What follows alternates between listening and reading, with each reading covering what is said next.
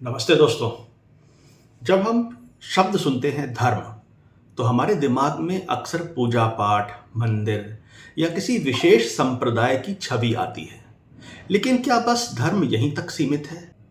प्राचीन भारतीय ज्ञान के अनुसार धर्म इससे कहीं अधिक व्यापक और गहरा है।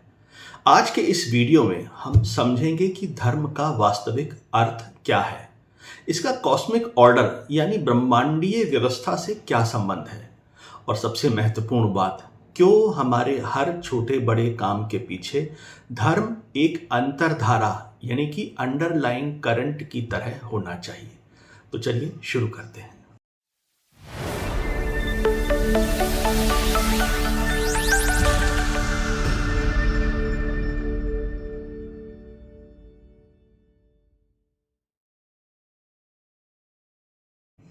धर्म शब्द संस्कृत की ध्र धातु से बना है, जिसका अर्थ है धारण करना या संभालना।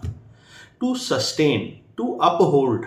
इसे सरल भाषा में समझें तो धर्म वह तत्व है जिसने इस पूरे संसार को थाम रखा है, संभाल रखा है, धारण कर रखा है।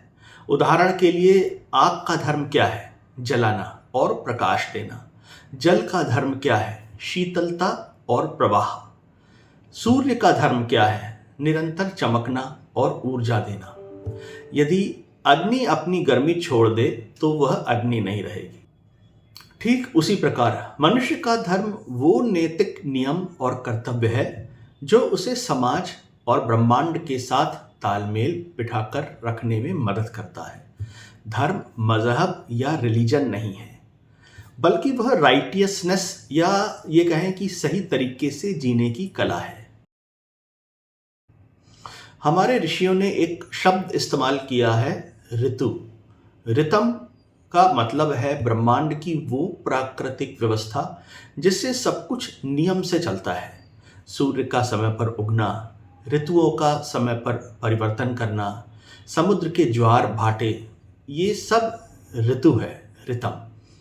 जब एक मनुष्य अपने जीवन को इस ब्रह्मांडीय नियम के साथ जोड़कर जीता है तो उसे धर्म कहा जाता है।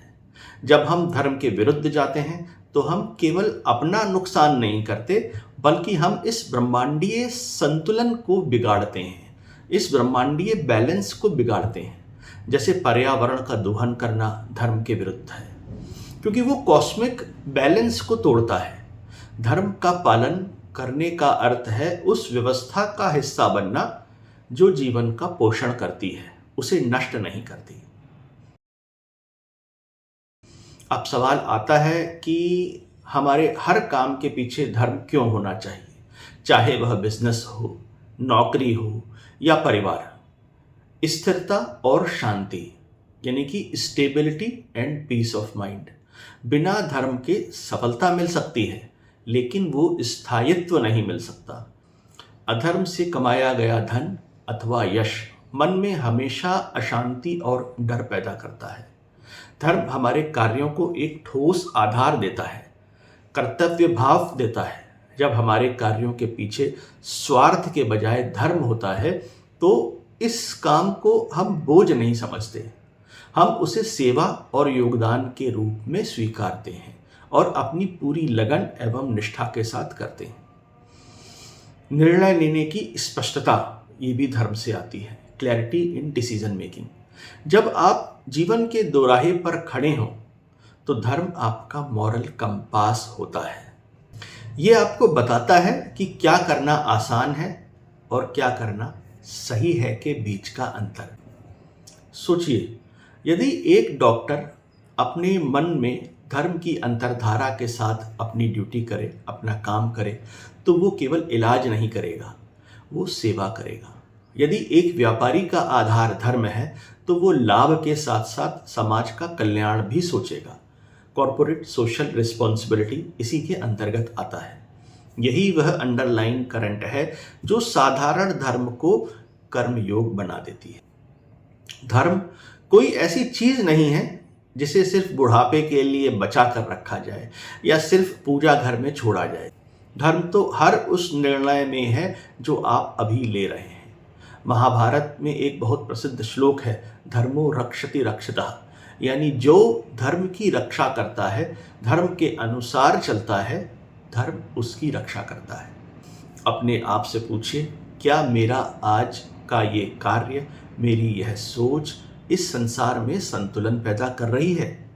अगर हाँ, तो आप धर्म के मार्ग पर चल रहे हैं।